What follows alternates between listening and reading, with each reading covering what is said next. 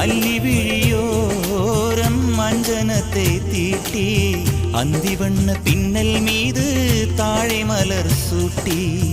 ஆதி முதல் அந்தம் ஆபரணம் பூட்டி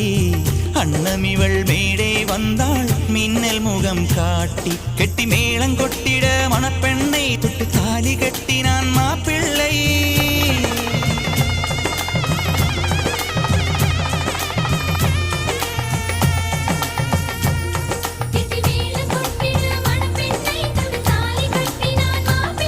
இந்த ஏழை நெஞ்சமும் நீ வாழ என்றும் பூக்கள் தூவும் நீ வாழ நலமா